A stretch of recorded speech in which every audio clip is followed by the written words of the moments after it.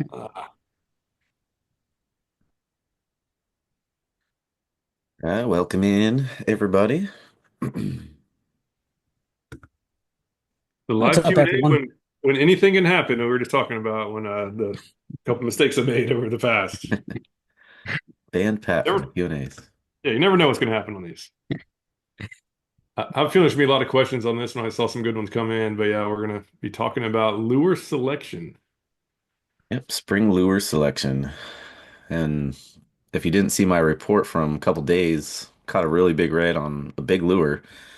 And this time of year, you're usually thinking, throw small lures, make it finesse. But if it's windy, don't be afraid to throw big lures. Mentioned that in my game plan this weekend as well. What lure was it? I didn't see that report. It was a Skinny Lipper XL, the Mullet HD. Found That is some. the farthest casting lure I've ever thrown. Yep.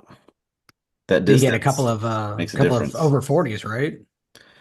Yeah, I got one. I had one strike it where I was just reeling it in, wasn't even really retrieving it, but popped off because I couldn't get a good hook set.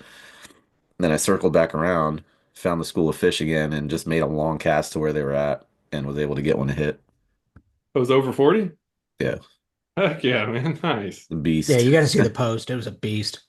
Yep. Yeah, that lure, I think that lure is gonna be responsible for big trout too, because it can get so much farther than everything else, and those fish are gonna have less idea that danger's in the area.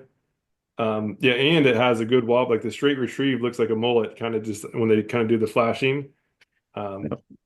that's now my confidence for like if I'm tournament fishing where there's not a cap on the overslots, like that's the lure I'm throwing.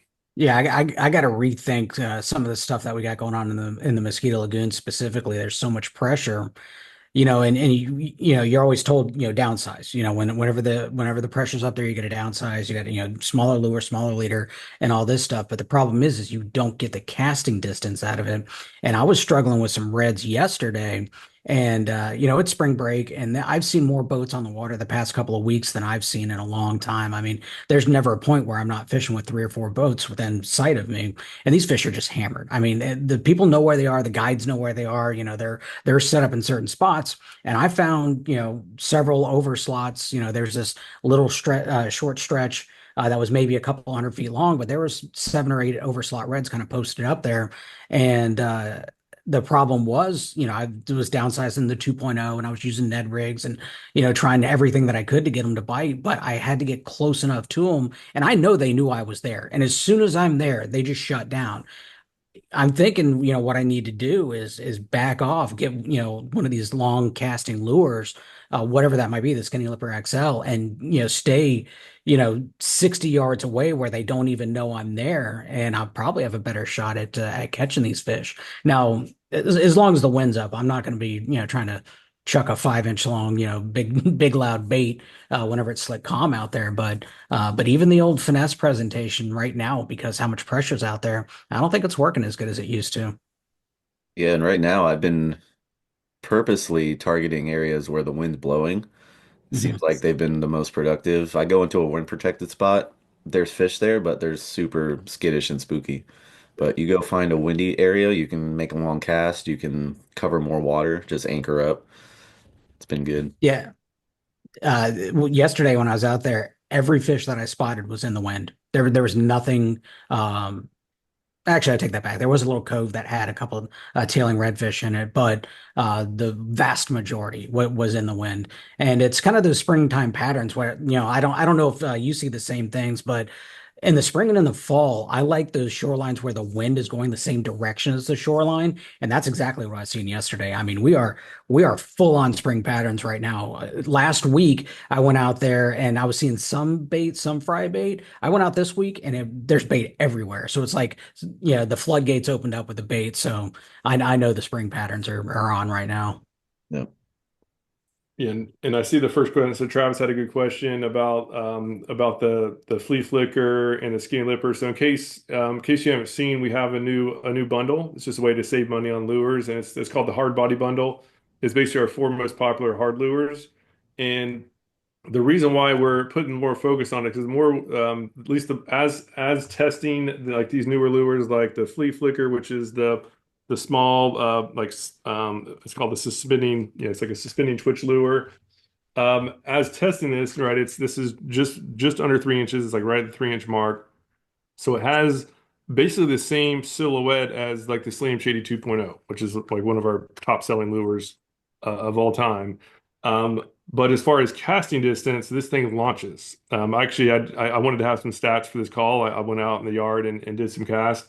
This was an extra 15 to 20 feet farther on this Flea Flicker versus the Slam Shady 2.0. Obviously, when the Slam Shady 2.0 is if it's rigged on like a half-ounce jig head, it'll cast farther. But for fishing shallows, these hard plugs have a statistical advantage just given that they can catch farther. You can cover more water and you can target these fish like we're talking about that are farther away and are less likely to know that danger is in the area. So I'm going to fish this weekend. I've been on a hiatus due to little baby girl coming into our lives here. But I'll be doing some testing. I'm gonna do three casts, three casts, three casts for like 2 days of fishing, and I'm gonna have the Slam Shady Flea Flicker versus the Slam Shady 2.0 to see which one wins. I think in open water, like I'll be surprised if this doesn't win. The 2.0 might have an advantage near mangroves simply because it's weedless and I can get more aggressive casting. But these hard plugs have a noticeably better casting distance than I would have thought. Um, in like the skinny lipper, I'll do a test on this next, but like the skinny lipper is 4 inches, and compared to the mulligan, which is 4 inch paddle tail, this is going to be probably 30 feet farther because this has that weight shift technology. But like statistics, these plugs are going to be pretty hard to compete with as long as they don't have to, as long as we're not fishing zones where you have to use something weedless. Yeah, I purposely went out this week and only threw hard lures. I started with the Moonwalker. Got a trout first thing in the morning. It was too dark to get any footage, but it was like my second cast. Got a trout on the Moonwalker, switched to the Fat Lipper, and I got a lot of follows and blow-ups, but it was windy. I was kind of working against the wind. So I noticed the fish were following it, and as soon as I saw them, they saw me. They would strike it and just take off. So they were short striking. Then I switched over to the Skinny Lipper XL. I was able to cast further. Something about that noise, that one knocker, that heavy knocker, it seems like it almost irritates the fish. Like the strikes are so aggressive on that lure. I'm not sure why. Could be the noise, but I'm a firm believer in hard baits now. I rarely use them, but lately they've been doing really good right now. Yeah, that's a good point on that knocker. I think that's the reason why wake baits are so effective on redfish. There's just something about that knocker that either irritates them or calls them in. I'm not sure. I'm not sure what it is, but as soon as I picked up that Skinny Lipper XL for the first time, and I shook it. I'm like, oh, that's gold. I love the sound of that thing. Yeah. There's another question from Travis who's talking about is there situations other than pufferfish that you would use subsurface hard baits versus a salt plastic paddle tail. So there are people out there and plenty of them that solely fish hard baits. They don't fish soft plastics at all. So you can use hard baits year round, and catch fish. But one advantage, I live and die by soft plastics. I love soft plastics, but I'm starting to incorporate a lot more hard baits in there. But there's one thing that a hard bait can do that I can't find a soft plastic that can do, and that's suspend. Soft plastics are either sinking or you're working them along you can get them and work them in the middle of the water column like a weightless jerk shad, but as soon as you pause that lure, it's going to start sinking. Whereas they have suspending, like the flea flicker, they have suspending hard baits, and you can just park that thing, and man, that's just irritating to fish. They're not going to pass up an easy meal like that, and you just can't do that with a soft plastic that I know of. But that's one thing that hard baits can do, and a lot of times you can fish a lot more aggressively and cover more ground with a hard bait. Just the nature of the lure. Yeah, Also, and hard. Okay, Tony.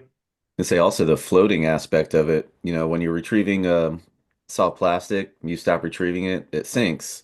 When something floats up to the surface, that's prime for fish to target because they know that bait doesn't have anywhere else to go. So Yep. when something's at the surface, that's why, you see a lot of bait fish pushed up at the surface. Fish are pushing them up to the surface because that's easier for them to go after. So if you see you have your skinny lipper or something that floats up when you stop it, that's like a trigger for fish to go and strike it. Mhm. A good point. That's all. One of Travis's questions was about like what are the conditions to use the flea flicker, which is the suspending lure. So this basically, when you stop it, it has a little bit nose up to look like a kind of a gasping bait fish, and it's slowly going down, like back toward the predator, and then it pulls up. Whereas the skinny lipper is the basically the opposite. It floats, but the bill makes it dive down, and then it floats up.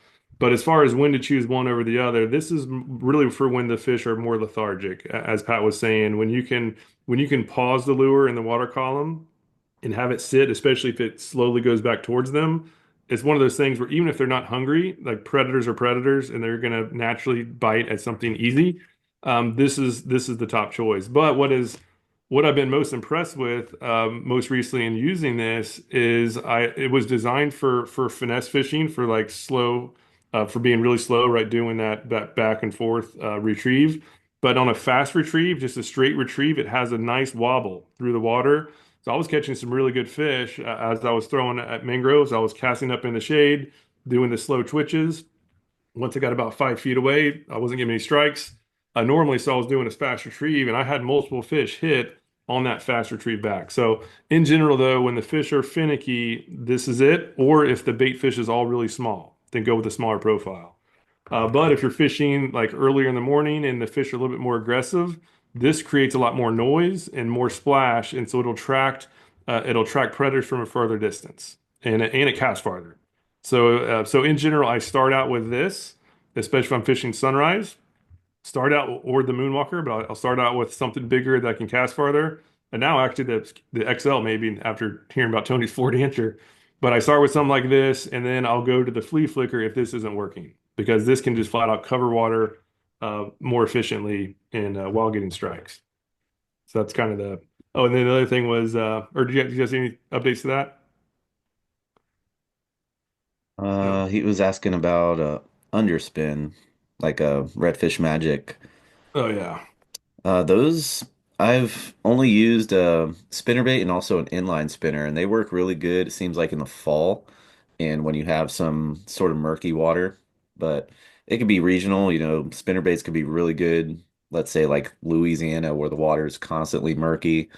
Those fish are pretty aggressive all year round in those types of waters. That's when any type of spinnerbait could be good.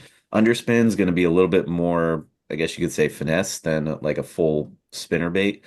The type of blade is going to matter. If you have a big, fat blade, is going to create a lot more vibration in the water. If you have a skinny, those are the willow blades, right? The long, skinny ones. Willow in Colorado, yeah. Willow are the fat ones, Colorado are the leaf shaped ones. Yeah. So the skinny ones, those could be good Or if, the other way. yeah, things the other way. Colorado is Yeah, the it's fat the other one. way. I messed that up. But either way, yeah, the type of blade's going to differ depending on the conditions, but they work. Yeah, another question here too was the would the flea flicker or skin lipper be a reasonable way to avoid getting hung up off of rocks on jetties versus like the 2.0 or prawn that run on the bottom?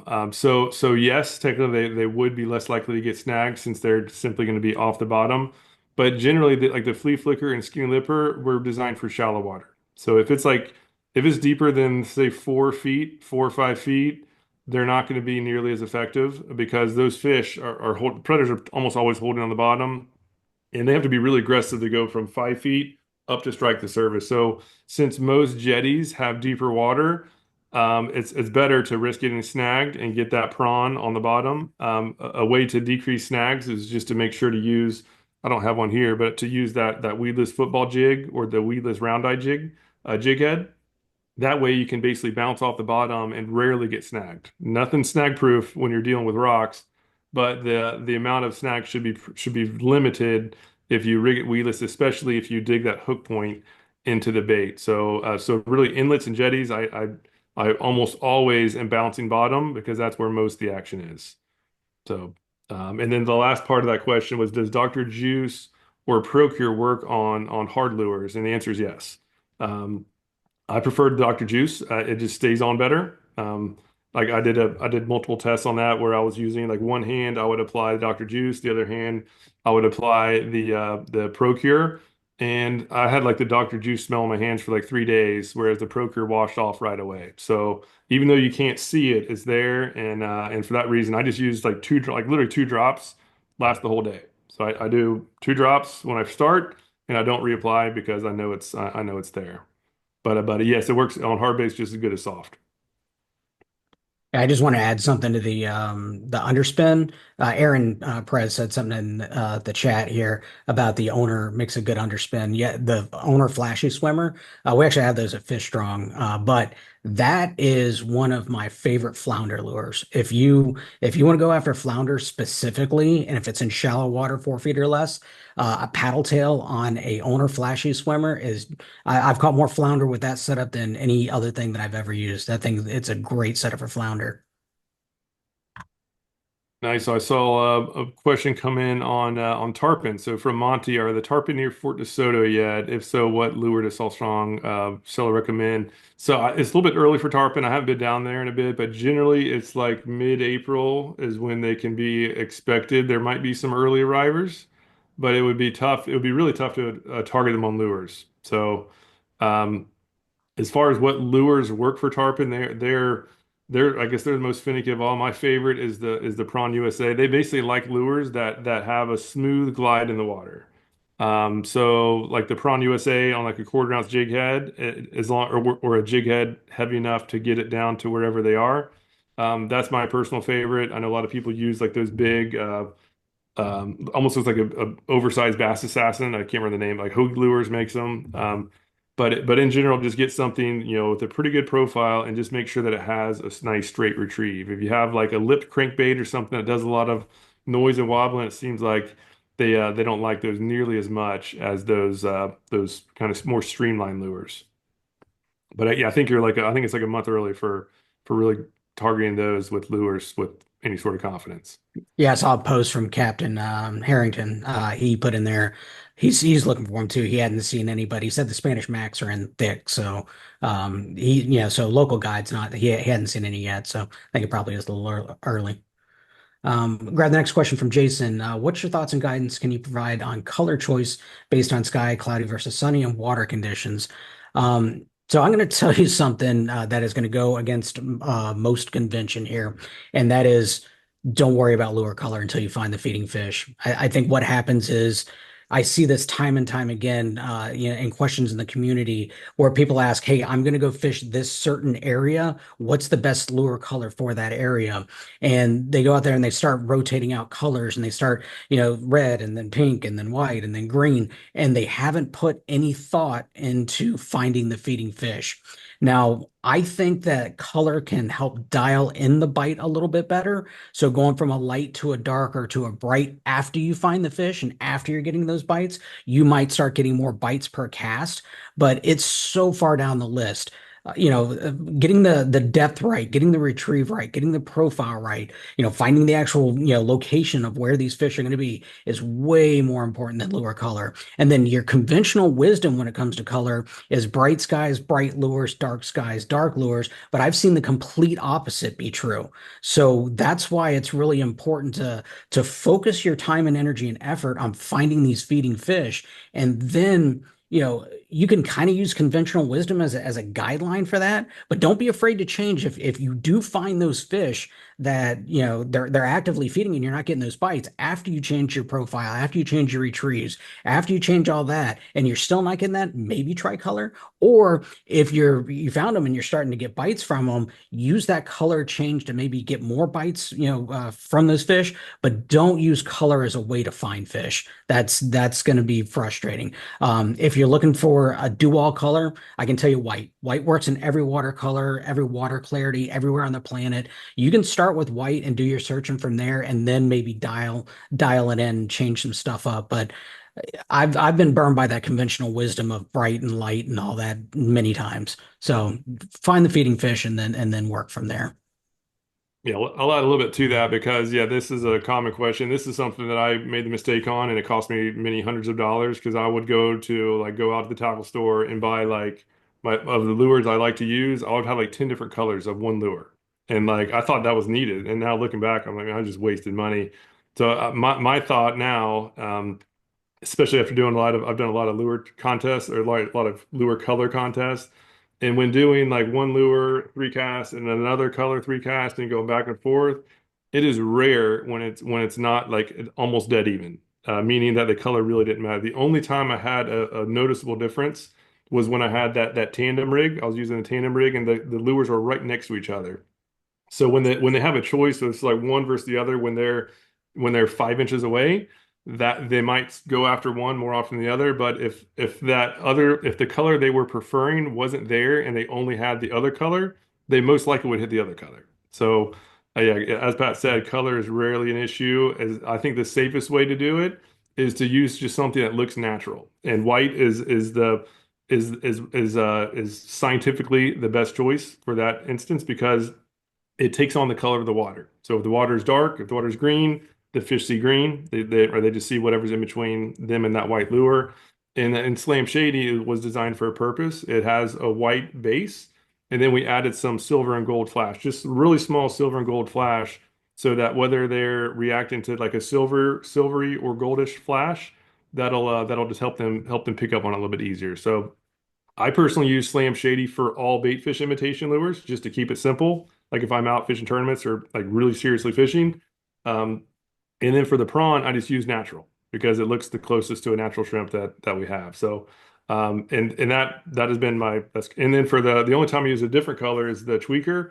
I just like the Turd Ferguson because it's a funny name and it just flat out just seems to keep working. So that's it. Like that's all I carry in my tackle bag unless I'm doing a color contest.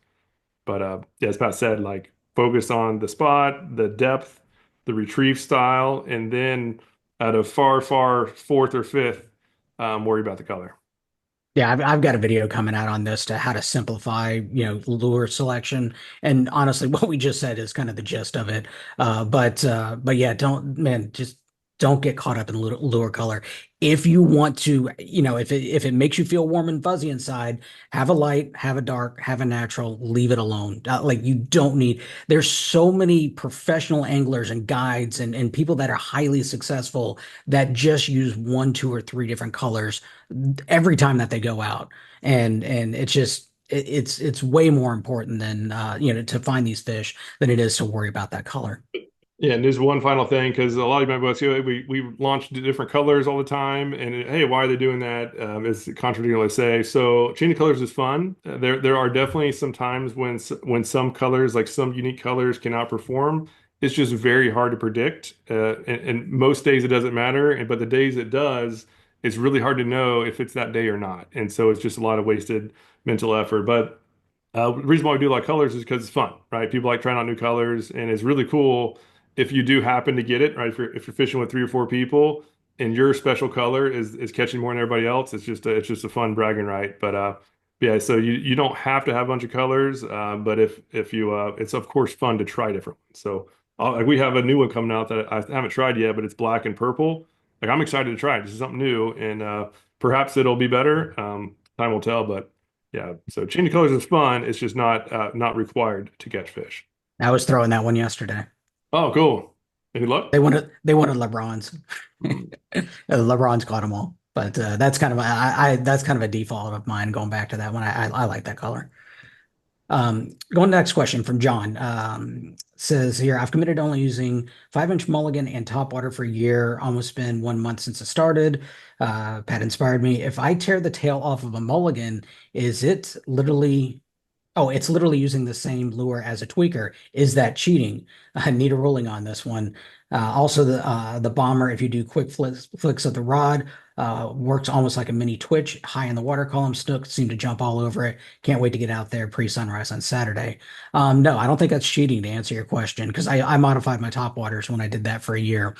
So if I want them to work a little bit differently or act a little bit differently, yeah, I modified them. I don't think there's an issue with that. One of the things I did with my walker lures is I would put a heavier hook in the back to get it to sink a little bit further in the back, and that way I can work it more aggressively. So if the water chop is up a little bit, I would have the same lure for smooth water conditions and the same one for smooth and rough water conditions. Just that rougher water one just sat a little bit lower, so I could work it more aggressively. So no, I don't think that's cheating. You're sticking with one, these two lures. Yeah, you're good to go. You're Yeah, really getting to learn the lure. yeah, Yeah, next one from Marab. Since the skinny lipper has the downward pointing nose, that's the one we were talking about earlier that floats with that small little lip at the front. Can you troll it behind a boat? So the answer is yes. But that being said, I was very surprised that the flea flicker that has no special little thing, this does very good trolling as well. So pretty much any lure can work well trolling. I've even caught fish personally, and I know some members have done it with just like the just regular jerks, like the 5-inch jerk on a hook, which doesn't really do anything. It's just kind of going in the water and kind of moving around. Like pretty much any lure works trolling. I personally don't like trolling plugs near shore because I'm mostly fishing areas with a bunch of grass. And so when I'm trolling, I want to use something weedless. So I typically go with like the 2.0 or the Mulligan on a quarter ounce weedless round eye jig head. That way I can punch through weeds without getting snagged and catches. I'm sure the catch rate is probably about the same, but the snag rate on weeds is much better with something weedless. But if you don't have floating grass around, then yeah, these hard plugs can work great. Just make sure that if you're throwing a skinny lipper, just know it only goes down about if on a straight troll, maybe a max of like 18 inches. So if you're in 5 feet of water or more, the odds of a fish coming up that high after a boat just ran over them is pretty small. So you'd be better off with getting something that gets down a little bit deeper. That So XL goes a little deeper. does it? Okay, yeah. It's have you measured it? I haven't had a chance to get out there.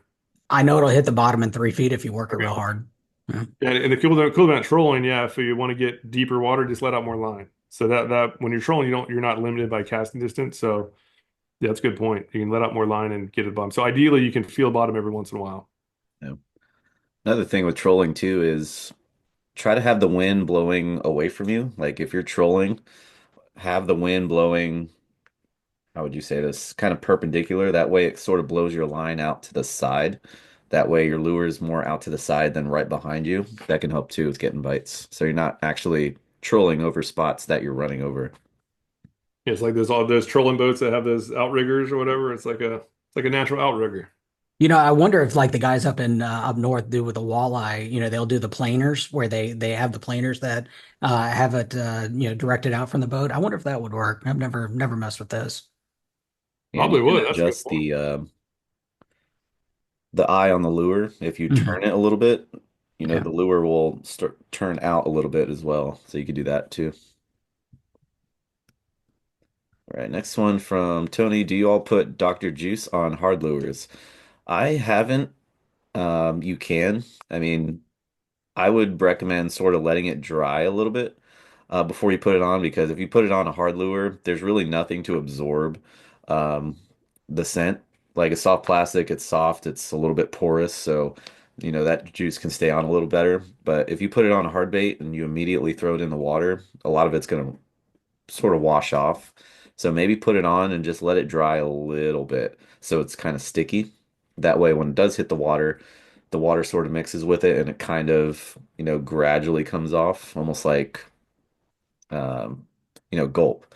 When you put gulp in the water, it's sort of just gradually putting off scent, but it could work. I don't do it personally. Have you guys put Dr. Juice on your hard baits? Everything I throw. I do all of them. I do it so much on this Moonwalker, it's actually stained. I was looking at it. It's yeah. Everything I throw gets juice. Yeah, I do my process is before my first cat, you have to do it dry. If you Yeah. put it on wet, it's not good. Put it on dry because it's oil based, and if you put it on a wet lure, the oil will slide right off. But if you put it on dry, that oil sticks to the surface, and now the water doesn't wash it straight off. That's why it stays long. But yeah, I do 2 drops, and I I kind of with my fingers kind of move it around. Because if you do like some people like dump it, first of all, you're going through it pretty quick. But secondly, if you do it over the boat, like it's just pretty potent. Like when it sticks on there, like you have to scrub it off the boat. It doesn't come off without a fight. It'll come out use if you do get on the boat, Dawn dish detergent will get it off better than anything else. But even still, you have to like soak it for a little bit and actually scrub it. So yeah, that stuff is surprisingly effective on stick rate. Yeah, one thing I'd add to that, the reason why I do this. So specifically with hard lures, I don't use it as a fish attractant with hard lures because typically with hard lures, Unless it's the flea flicker, I'm working it pretty aggressively. I think the action of the lure, the profile, the rattle, all that is attracting the fish. I'm not using the scent to attract the fish. What I'm using the scent for is to cover up negative smells. So if you do have that fish that comes up and trails behind it, I believe what happens with fish is they're kind of doing a check down list in their brains of, is this a danger? Is this real? Is this food? So when you have as little things as possible to give them a reason not to bite, then they're going to bite. So that's what they're trying to do. So if I have, bug spray on my hand or sunscreen on my hand and I tie that lure on with a knot, they'll pick up scents of that. Believe it or not, fish's sense of smell is actually more strong. It's more powerful than a dog's. They say it's like 10,000 times as strong as a dog. So if you know how good your dog is. So yeah, covering up those negative scents to me is very important, and that's why I like an oil based like Dr. Juice because I'll kind of coat that oil. I'll put just a couple 3 drops in there, but I'll spread it all over my lure because I'm trying to encapsulate any kind of a negative smell within that oil. So I don't think it's necessarily attracting fish. I'm just trying to keep my scents from detracting the fish. Very, very good point. Yeah, I'll add something to my process that I didn't mention before, and it's spot on. So yeah, human scent is definitely a negative scent. There's been multiple studies, and yeah, fish do not like human scent. Knowing that we touch every knot that we're using. So my process that I do 2 drops on the lure, I rub it with 2 fingers because I don't want all 5 fingers getting all nasty. But then to get that scent off, I hit those 2 fingers on all my knots, right? Loop knot gets hit, my FG knot gets hit, and then I go about like 2 or 3 feet up on my braid and just swipe down on it. Because now I know that I've touched all those points of the line, so I want to like Pat said, I want to mask it, and I want to get that stinking juice off my fingers. And then the rest of it goes onto my pants, which now like all my fishing pants have like giant Dr. Juice stains on it. I need to get like one of those handkerchiefs or whatever, but Yeah, I use a microfiber rag. It works okay.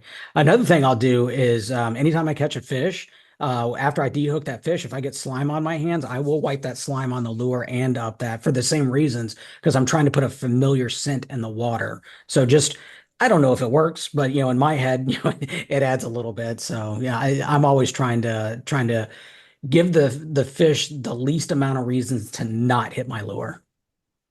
Yeah, yeah, lunch definitely. after a fishing trip usually has a slight taste of Dr. Juice to it. Yeah, I say I don't eat fish, but yeah, I probably do with with that scenario. Yeah, so Tony had a good question about I guess it's a previous video. He's mentioned one that I made where I was talking about like a torpedo rig around inlets. And I believe you're probably referring to the rig I use for shrimp, like for soaking shrimp around like bridges through inlets is basically like the old bass style, not old as people still use it, but the Texas rig for bass fishing where it has that torpedo weight. I do that over a J hook, and then I rig the J hook inside of the shrimp, so the hook point is in like basically is underneath the actual shell of the shrimp. That's the most weedless rig that I found for shrimp. But if I'm fishing with like lures around inlets, I'm using. I used to go with the weedless football jig head. With prawns are by far my favorite lures for it. The Prawn USA original for the bigger fish, and the junior if I'm going after snapper. But regardless, now I use the weedless round eye. That's something that we came out with. I don't know, few months ago or maybe 4 months ago. It's very similar to the Texas eye jig head except for the Texas eye kind of wrecks normal soft plastics. It's great for Z-Man, but it has that I don't know what it's called, but it's like a little lead thing on the turn of the hook that when you take a normal soft plastic over it, it wrecks it. It'll decrease by like 4x how many fish per lure you can catch. So yeah, if you use normal lures, get that weedless round eye, and you can bounce it along the bottom with very low risk of getting snagged. The reason why the round is better than football because that football has that that oblong shape and it can get wedged inside of rocks, whereas the round eye has less odds of that. So hopefully that makes sense. I want to Um, grab something real quick that it's funny. This comes up every now and again, one of these things. yep. Don B in chat, he says, we used to use WD-40 on a Rapala trolling for walleyes up north. So this is funny. I went down this rabbit hole because I've heard that 1,000 times before. That's just one of these things. And where it came from was people thought there was a rumor that WD-40 used fish oil as a lubricant, so people started spraying their lures with it. If you go into WD-40's website and you look at their frequently asked questions, it literally says in there, our oil has never been used with fish oil, or it never been made with fish oil. And I think what happens in this situation is people were catching fish in spite of, not because of. I think the fish catching probably would have been better if it didn't have WD-40 on it, but that is something that has been around for, I mean, my dad used to tell me this, so that's how long it's been around. But man, it's never had fish oil in it. It's nothing but a petroleum product. I can't imagine it actually attracting fish. Yes, I saw a YouTube video of a guy who did a test on it, and he was going after catfish, and I can't remember what he was using, but yeah, I think he had just like foam or something, and yeah, the WD-40 did not outperform the other one; it lost. What do you have there, Tony? Oh, you have it. Yeah, I there think you go. I Yep. think you're on mute.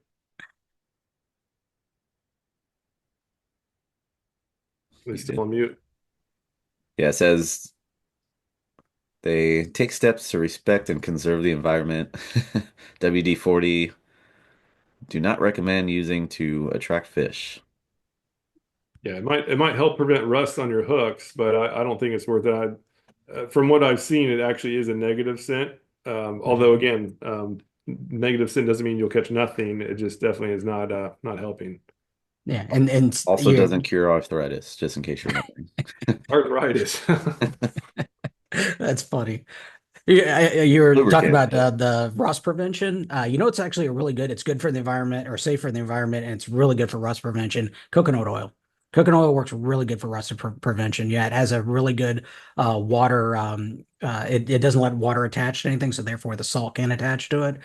In my one of these deep dive wormhole things I went down, I started trying that out, and sure enough, it works pretty darn good. And I think it adds a little bit of that, slipperiness. So whenever it has to penetrate through that plastic or into the fish's mouth. I actually started doing that. I put coconut oil on my hooks now. Yeah. I wonder if that's a fish a detractant, or I guess it doesn't matter. You haven't noticed a I difference? haven't noticed, and I've been doing this for probably at least 6 months, if not longer. Yeah, Have I would be well less. moisturized hands while you're fishing.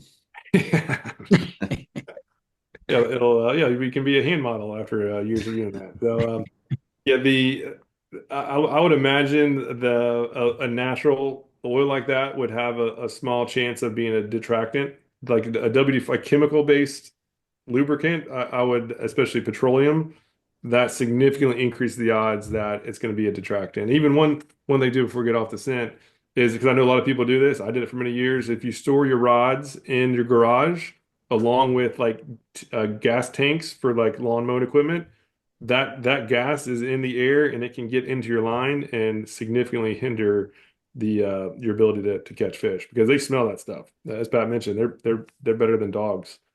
Um, Yep. That could be a good myth buster. Cover your baits in coconut oil, see if the fish hit yeah, that's that'll be an interesting one because yeah, if it prevents rust, I mean that could be a big seller on the store. You can prove it. All right, so I saw Petro put a comment in about when we were talking about the flea flicker at the beginning. He was asking how it compares to Rapala, or not Rapala, Yozuri makes a suspending twitch bait that's similar to the flea flicker. And really, there's a lot out there. Like Mirror Lure has a popular one. Again, this is that suspending plug that's around 3 inches long. Most brands have them. The reason why I think this one's the best is that this one, first of all, it comes with single inlines, which has multiple advantages. There's less snags, which means you're going to have less casts that are zeroed out because you snag onto a piece of grass or whatever. And I personally like the fact that the single inline hooks decrease the odds of catching the small stuff, right? The small fish, like if you're dealing with like little puffers and pinfish and like 12-inch trout, and they have a harder time getting that full lure in their mouth, so they'll hit it and miss it. Whereas the bigger fish, right, like especially for a 3-inch lure, something that isn't big enough to get this in their mouth, at which point the hookup ratio is very good. If they can't fit this little thing in their mouth, I really prefer not to catch it. So So I don't use trebles. All the other ones come with treble hooks. And then also we talked about before where this one naturally sits nose up. And so as it's falling, it's going back down towards the fish, which again I think helps increase the odds that a lethargic fish will go ahead and strike it. But the other ones obviously work. They all catch fish. Next one from Jim. With the heat wave coming next week in Southwest Florida, how should I change my tactics?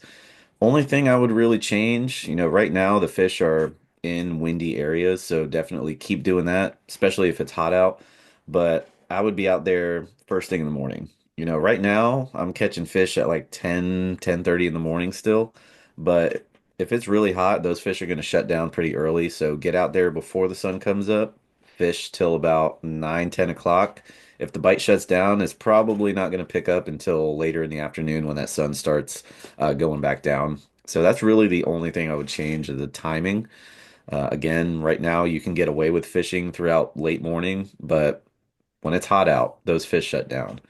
And possibly target areas where you do have some shade, especially south West Florida. You'll have areas with lots of docks. If you have docks with current, when that sun is at its highest, those docks can be really good right now for snook, redfish, also trout. And I see the next. Grabbed a lure for the next question from Tony Garbod. You mentioned watching a video the other day, but can't remember which one. And I said that I had a go-to lure that hardly fails. And you're asking what was that the Turd Ferguson? So I guess depends. So in general, my favorite lure is always dependent on the conditions. And I think you're talking about the recent video where Joe and I went over to Vero Beach to explore that area. We used the new AI game plan, and neither of us had fished that area, and we used the AI game plan system. We used the spots, and we also used the lures that it recommended, and we ended up having an awesome day. But in that video, I mentioned that it was very calm and clear. If it's calm, clear, and shallow, this Turd Ferguson tweaker. So the tweaker, the Polk County tweaker is the name of the lure, which is a 4-inch soft plastic twitch bait. And I rig it on the lightweight Haas Helix hook for the shallow water. This is just the 1/16th ounce weight because we were fishing very shallow water. But the reason why I like this is that first of all, it casts a very long distance. This thing is aerodynamic. The weight, the center of gravity is a little bit further back compared to most other lures, especially paddle tails. So it casts very far. It lands light, so it doesn't spook a bunch of fish, and it has great darty motion in the water that'll trigger bites for aggressive fish and if they're not aggressive. It can do a slow bounce, like it'll basically hit the bottom. I don't even know what they think it is. They might think it's an eel or a shrimp. I don't even know, but for whatever reason, they smack it. And so if it's calm, clear, and shallow, this is my most trusted lure of all. As I mentioned before, I'm sure the other colors work great. Turd Ferguson just is my trust, kind of has my confidence. So that's what I go with most of the time. In that lure color contest I mentioned, I was doing the Turd Ferguson versus the New Penny. Turd Ferguson won most of the time. The situations where New Penny had the lead was if it was very low light conditions. So if it was like twilights or if it was very cloudy, the lighter color worked, but it kind of went opposite to the general rule of thumb that Pat was talking about earlier, where like clear skies, light lures. The clearer the sky, the better the darker turd color was doing. But yeah, so that video is probably the Vero Beach, and this is the exact lure that I was talking about. And this is what I caught most of my fish with that day. Right. I got a couple questions here. First one I'm going to answer from Dennis. He actually posted it in the on the blog, and it was trying to get a game plan for this Saturday. The wind is going to be a factor, but will topwater or subsurface work better or worse if I position myself in a wind protected area that the wind's coming around a corner? So the winds are going to be up this weekend. They're looking to be like probably around 10 to 15, gusting up to probably more than that. Top water, not so great when it's really choppy like that, unless you're casting to an area that, you have a point and then you have some wind protection behind it. I like to cast that top water into that wind protected area and then slowly work it out into the choppy area. And usually when it gets to that choppy spot, that's when those fish will strike. But with the wind up this weekend, I would be throwing the Skinny Lipper XL. I pretty much dialed it in to where if I have hole slap on the boat, that's when I'm throwing that skinny lipper XL.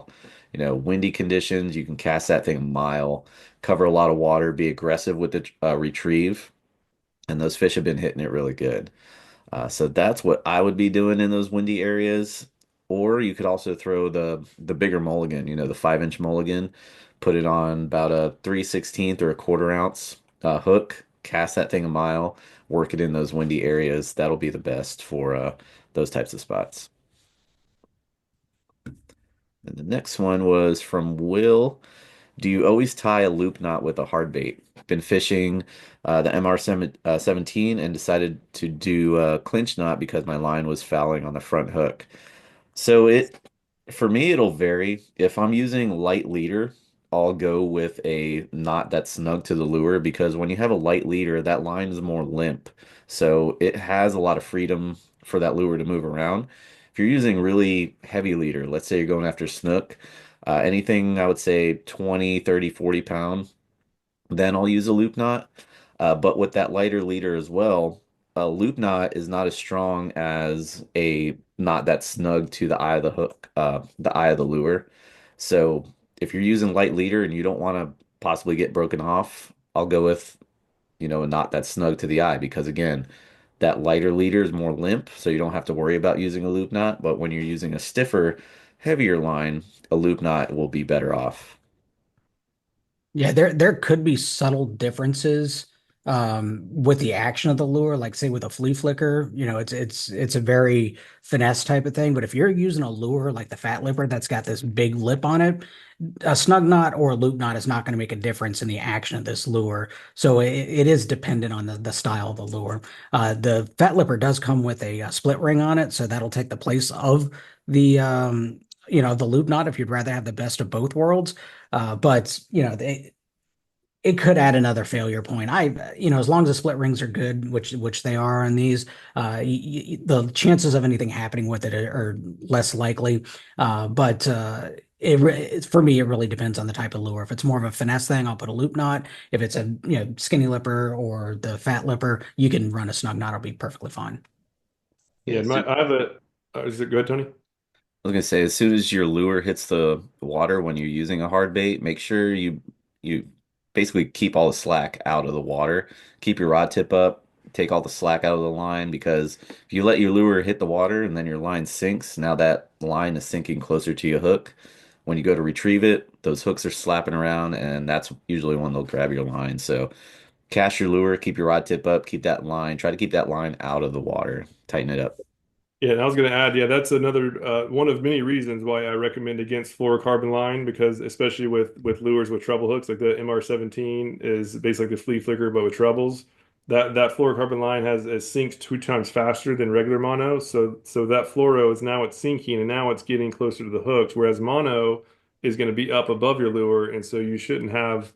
It should be very rare if you have issues with that. But onto the knot thing, I my rule is I do loop knots for everything because I want my weakest point to be right at the hook or the lure, I should say. As long as the drag's set properly, that should never break when you're fighting a fish. But if I get snagged on the bottom, and which happens, right? If you're fishing, especially if you're fishing deep structure, you're going to get snagged. It's not if, it's when. And it's a huge waste of time if you're having to retie the entire leader. So I purposely planned for all of my setups is that the weakest point is right at the lure so that when I do break off, it happens every time right at that knot. And now I get all my leader back. So within, 12 seconds or whatever, can't say 12 seconds, it takes longer to get the another lure out, but within 30 seconds or so, I can be back fishing versus having to retie the whole thing, which takes forever. So that's why I purpose, even if I'm using a lure that doesn't that has a straight retrieve where you don't need a loop knot, I still use it just so I can save time in the not if, but when I end up getting snagged. I did a video a while ago doing an underwater comparison of a loop knot versus a snug knot. I think I was using a jerk shad. Didn't really see too much of a difference. There was a subtle difference, which in fishing that can make a huge difference. So I'll see if I can find that video and post a link here. Yeah, so John mentioned that 5 inch mulligan loop or snug. So that lure, I like to just cast and retrieve it, just because that tail has great action and it gets attention. So you don't need a loop knot, but for the same reason I mentioned, I still use it. Yeah, I think for me, what I've been doing, I'm like you. I've always used a loop knot on all my lures, but I'm starting to look into certain things. Might do better with a snug knot, like my Ned rig fishing, finesse fishing. I think that you might be giving up a little bit of sensitivity if you have that slack, that little bit of loop. So I'm going to try using a snug knot on my more finesse rigs, and then like Tony, whenever he's going after those big monster reds. He likes using a snug knot just because snug knots are stronger. So I think there are probably are times that you can, and I probably need to relook at my little philosophy about using a loop knot on everything. I think I'm going to try to maybe dial that in a little bit better. I will say that red I caught the other day, it was on 10-pound braid, 17-pound leader, and I was using a loop knot. So I kind of lucked out on that, but all about how you fight the fish when it comes down to it. Yeah, as long as the drag setting is very important, myself included, and I think probably all of us have lost like a catch of a lifetime because the fish does a quick run and weren't ready for it. But the drag setting to make sure that doesn't happen, if you set the drag at like 20 to 30% of the weakest line strength, a fish literally cannot break off unless the line gets compromised. Especially like fighting a big red or even tarpon, whatever.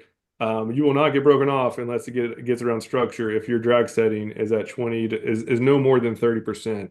And it feels lighter than so it feels like it's abnormally light, but my catch rate on big fish skyrocketed once I lowered my drag setting because now I never ever get broken off unless it gets me around structure. And even when it does get around structure, that lighter drag setting decreases the odds that the line actually breaks.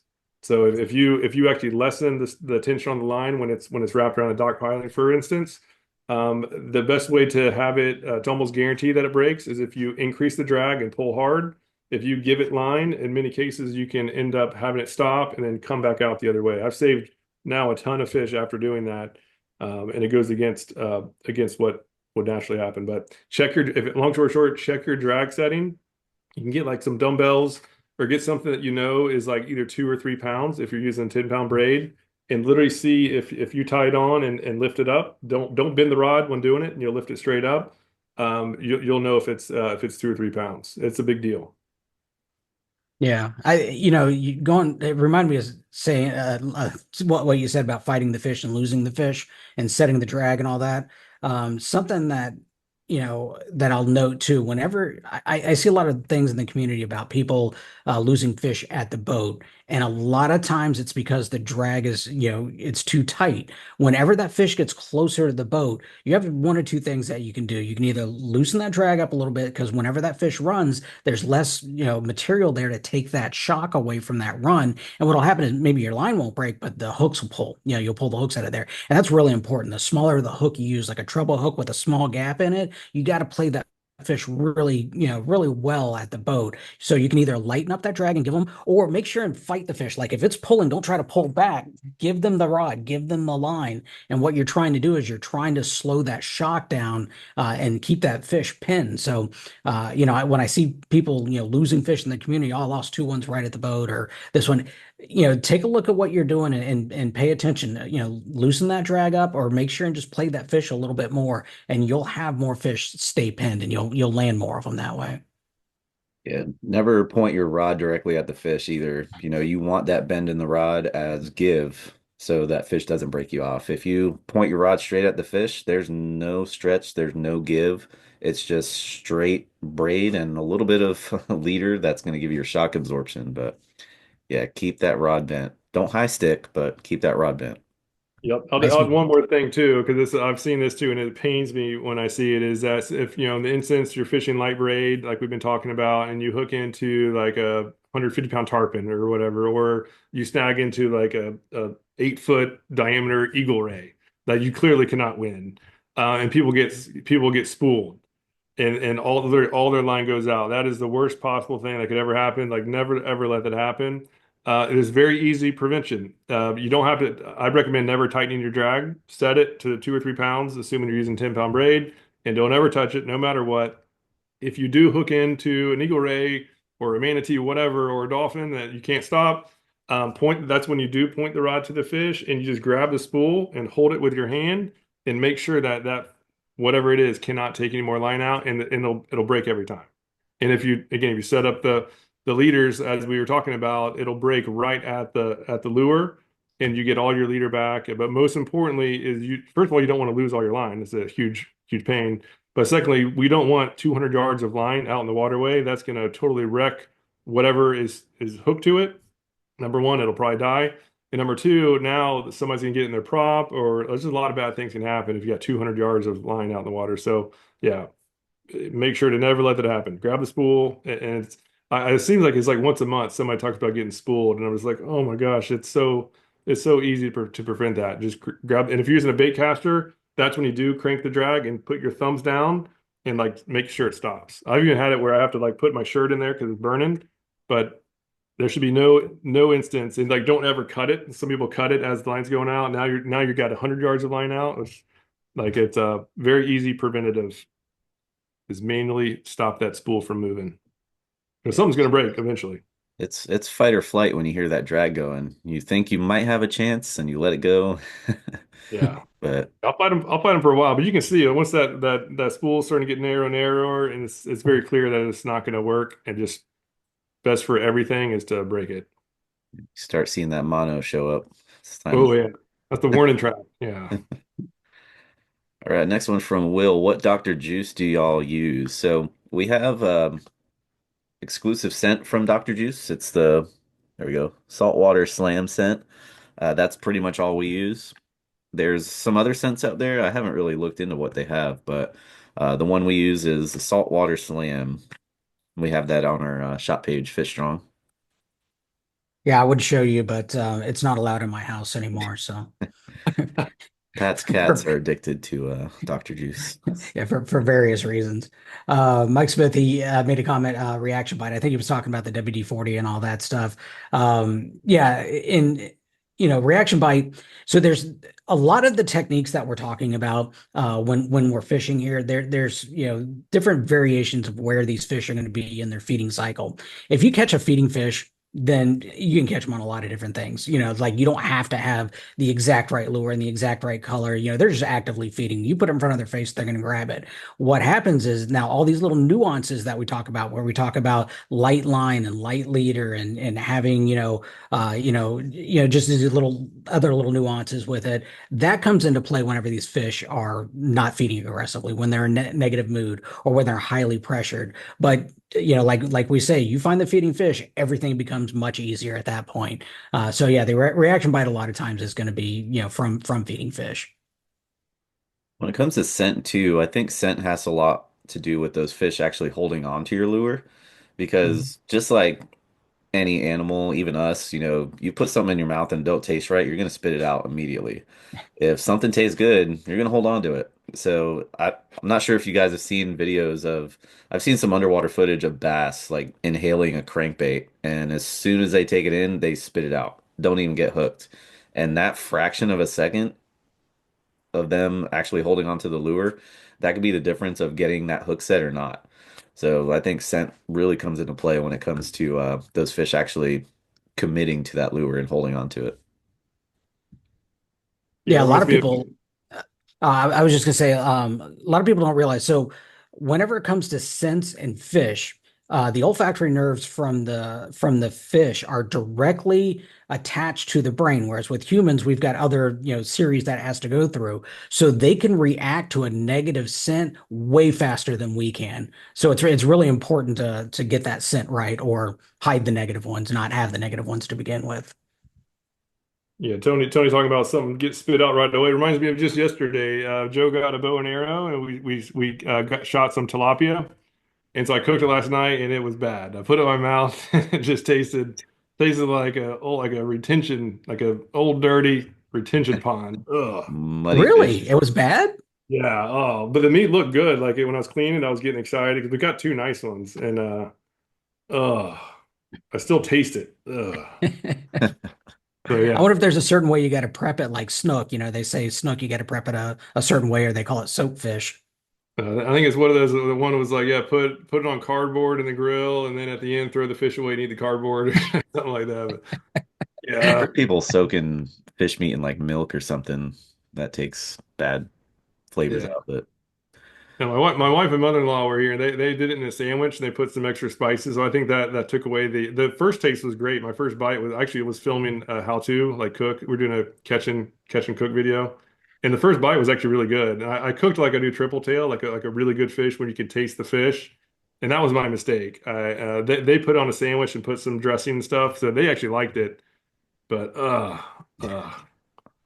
So yeah, I think you're right about having that scent mask stuff or the scent having those fish hold it longer. All right, I got to get my mind off that nasty fish. All right, so Monty asks what pound test braid and leader is good for average size snook, redfish, and trout. So it's really dependent on where you're fishing. In general, 10-pound braid, as we've been talking about with like you said snook. Yeah, so if you're using snook, if you're going after snook, at least a 20-pound leader. Mono, I highly recommend against fluoro if you're dealing with snook. They chew through that stuff so fast. So 10-pound braid, 20-pound mono. If you're fishing high pressure areas like Tampa Bay and you're fishing open water, that's when I go down to like a 6 or 8-pound braid and I dabble with a 15-pound leader. And in the fishing school in the advanced section, it talks about the multiple tier leader. We're using a bite tippet. So look if you're fishing high pressure water, check that out because that'll go into detail on and that's the rig I've been using. I was using in Tampa. And once I started using it, it definitely increased my catch rate on the bigger, smarter fish, while not getting broken off. But if you're dock fishing, then you need to go to like a 20-pound braid and a 20 or 30-pound leader. So it's very situational. So Tony asks about are we getting the spray again? This is about Dr. Juice. Are we going to get the spray again at some point? So the answer is no. Unfortunately, not. We had just a lot of issues with that spray. So it's basically is a Dr. Juice with a little spray cap on it, and there was a lot of issues with it getting clogged up in there. And now that's kind of useless. Also, it just gets everywhere. And for that spray, like for that scent to work in a spray bottle, it's diluted. So when you're spraying the lure, you don't get as much of the actual scent on it.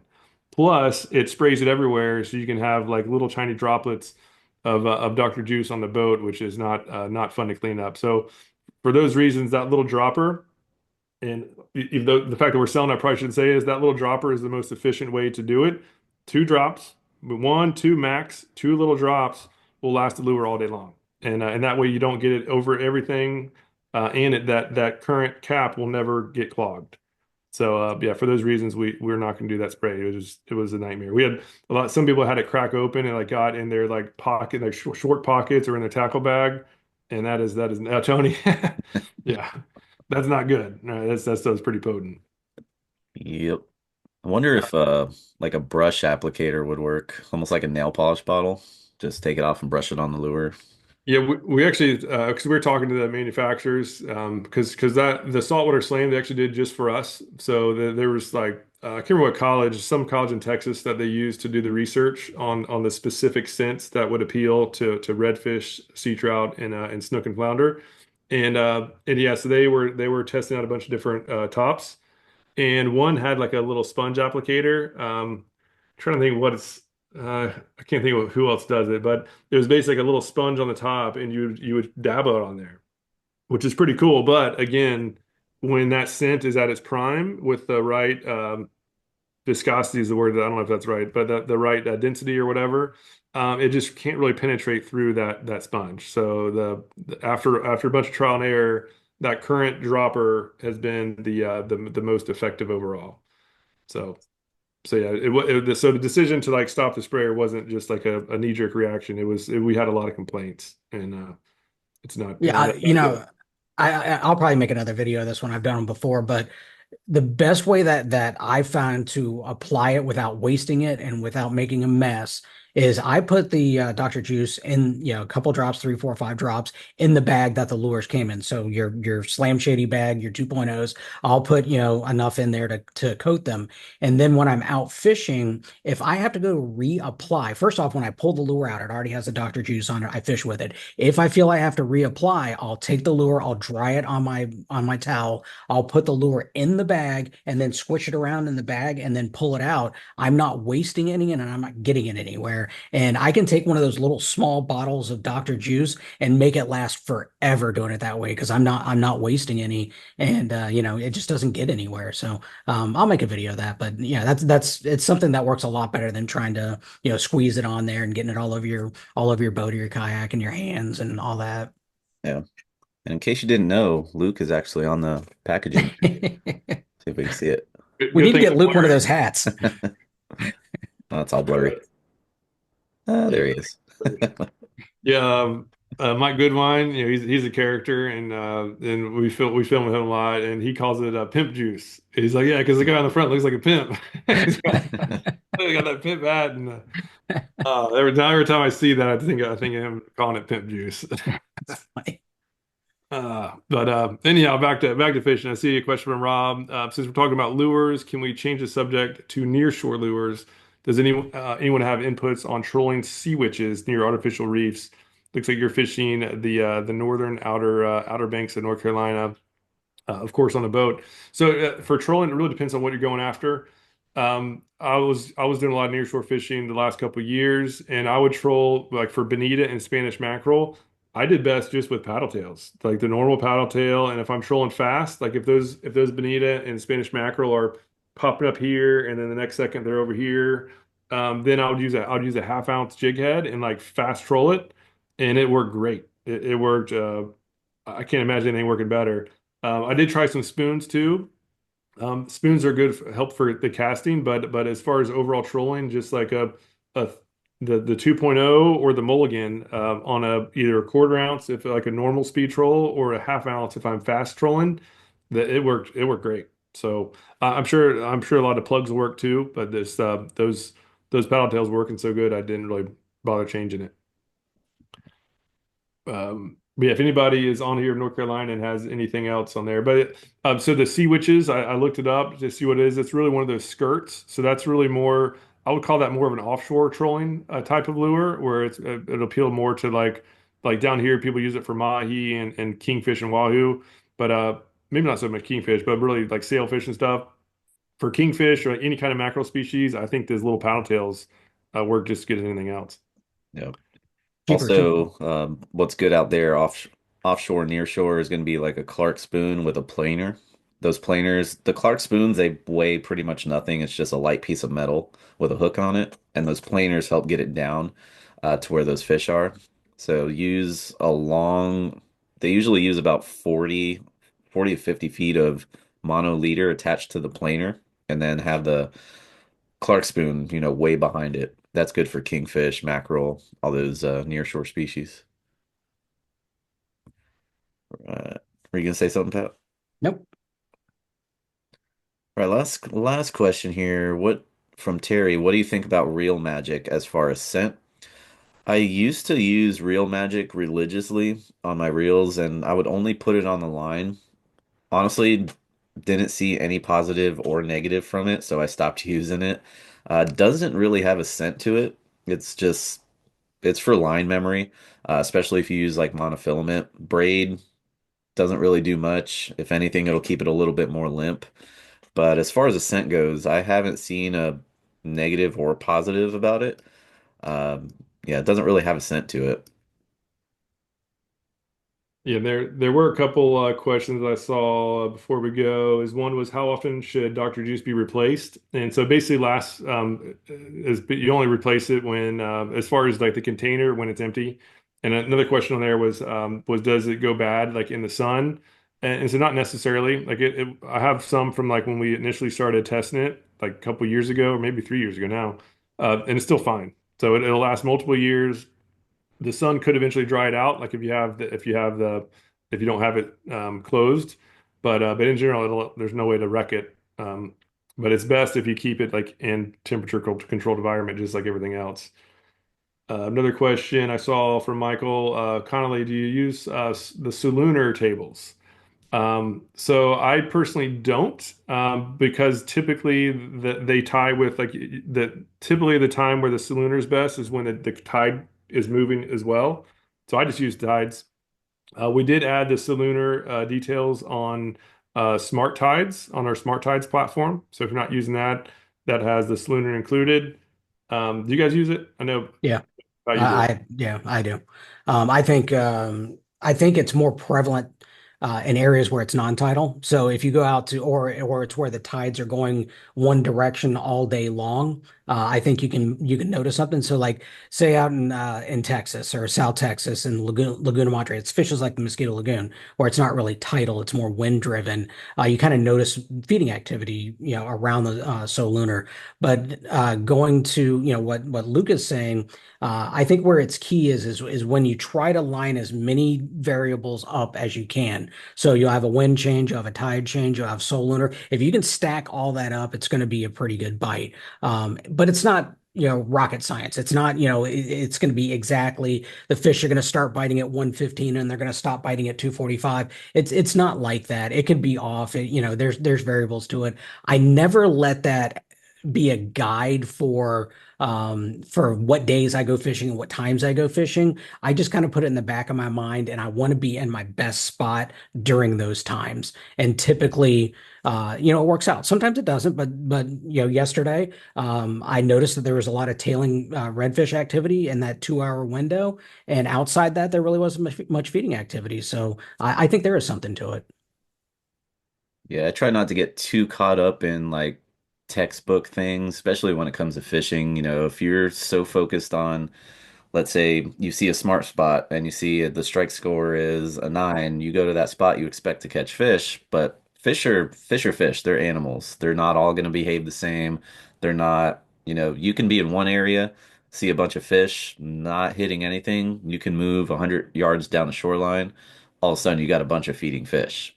So use them as guides and references, but don't solely focus on some of that stuff to basically have expectations when you get out there. Yeah, yeah. I go when I can go, and then even if the weather's bad or tide's bad or whatever, just go when you can go, and then try to make the best of whatever situation's out there. Yeah, fish what's in front of you.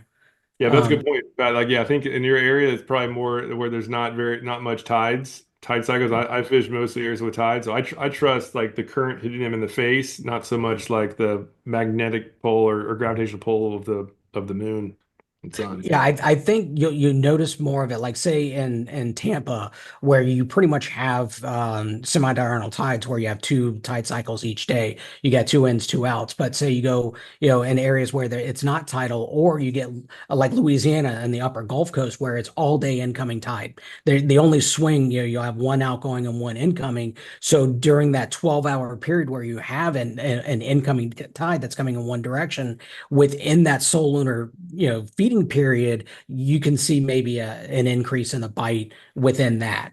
But I think tides are way more important. So, like if you're in an area that the tide's consistent, go with the tide first. But then if you can combine all this stuff, you can. But like Tony said, I really don't get too wrapped up into it because you can set some high expectations and get disappointed real quick. Yeah, one big thing you should be doing, we talk about pre-trip planning all the time, but post-trip analysis, like take a note of when you caught fish under what conditions. Now you can do that easily with the app. You can log your catches. It'll show the tide, what the wind was doing, all those variables, and sort of line it up and see what lined up with, the feeding times. Did it line up with the moon phase? Did it line up with the right tide? Check to see if those things lined up after your trip. We can make all these plans ahead of time, but if it doesn't work out, we got to see what went wrong. So analyze your trip after you fish as well, not just, before you head out. Yeah, and I'm gonna try to pull up. Are you gonna say something, Pat? I was just going to go to a question, but if you want to go on to that, Yeah, add on to that, go ahead. let me pull up a thing. This is that. Can y'all see this screen? Yep, we're good. This is the Smart Fishing Tides platform, and I had an aha moment a couple years ago talking with Ray Markham, who's a captain in Tampa for like a 30 plus years. Any guy who can captain for more than even 2 years in Tampa Bay, I'm listening to because that is very tough water. and he does a lot of his trips with lures, and he gave me a cool tip, and that's really went into building this. This is what I'm talking about where we have the Salooner stuff on it. But instead of looking at a certain tide or a Saloon or whatever or anything, it's all about a change. And ideally, just like structure, one change is cool, like a incoming, like a current flow speeding up or slow or whatever, or the pressure going, pressure dropping, or the wind direction changing.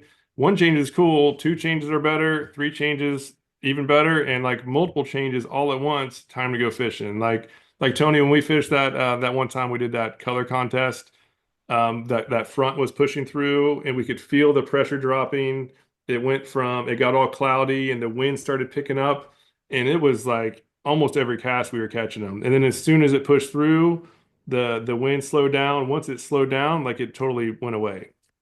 I don't think it mattered what the pressure was or any of that stuff, but it was like multiple changes all happen at once, and I think predators just naturally go into feeding mode. So I personally don't care. Like when I'm looking for, I'm now using this a lot more, and I'm looking for a certain hour when there's many things changing.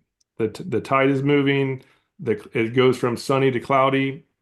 Ideally, I want to find a time where the pressure's dropping. So like this evening, like check that out. It goes down some, but yeah, look for multiple changes at once. And I think that's more important than looking at just the Salooner or just a certain tide. Like back in the day, I was only fished the top of incoming tide. That was like we heard that was good, so that's literally all we did.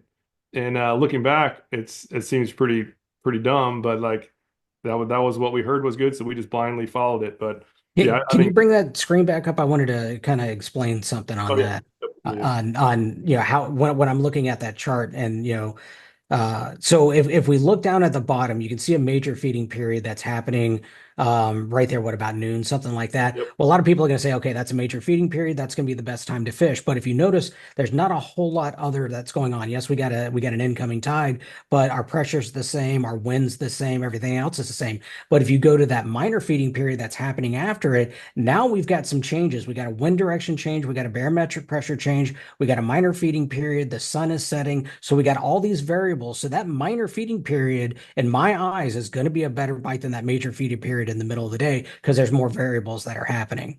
Exactly. And specifically right before it too, because if you Mhm. get right at the end of the minor, now you got the tide stopping, but like right here would probably be a really good bite. Um, Yep. I'm going pressure after drop. redfish then.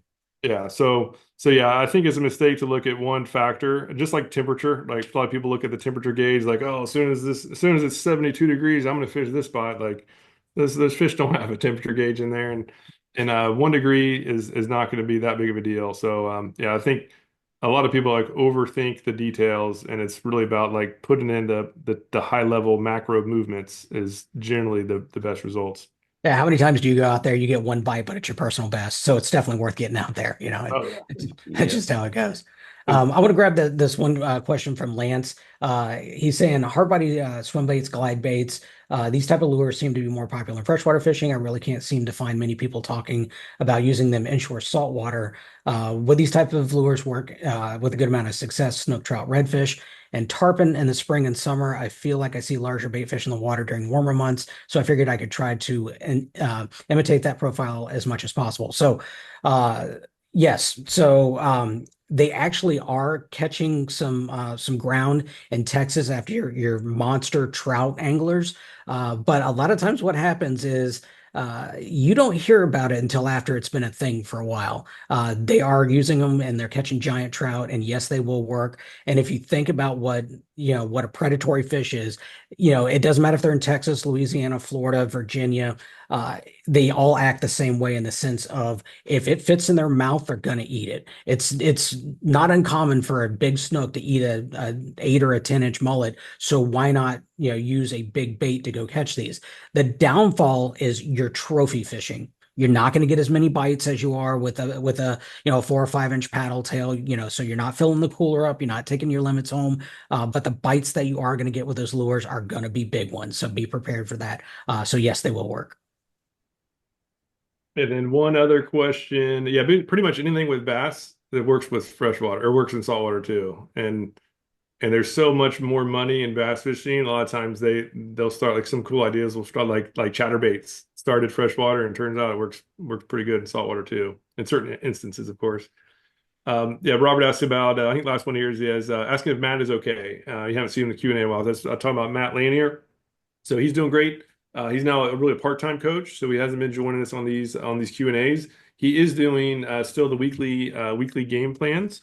So for anybody up in the Pensacola, really the Panhandle area, you'll be seeing his weekly updates. And we need to get back on the Q&A. He's always fun and has some cool stories. But yeah. Long story short, Pat's doing great. And you can see his latest updates in the community. Just like search for Matt Lanier, you can see the latest and greatest of his recommendations. Well, that was a whirlwind. Did we fit? Is that all? I think so. Like everything. Yeah, with those glide baits, they are pricey. So if you're going after snook, don't be afraid to lose one or two. I use a 100-pound leader on that thing. Are I'm those too ones that are cheap like to use expensive lures. I are those ones that can't are do like that. 30, 40, $40? Keep going. Some of them are 75, $100. Yeah, they Wow. Yeah. get up there. Yeah. They have guys that make custom ones and they're more than that, 150. Yeah. Yeah. Man. If you make it, they will buy it. Yep. 200 even. Yeah, Aaron said $200. Oh my gosh. All right, y'all. Well, that'll wrap it up for this week's Q&A. As usual, if you have any questions throughout the week and the weekend, post them in the community. Be on the eye for our weekend game plans coming out. Also, if you happen to be in the Space Coast area, we're doing a little meetup in Titusville at Paris Park this Saturday.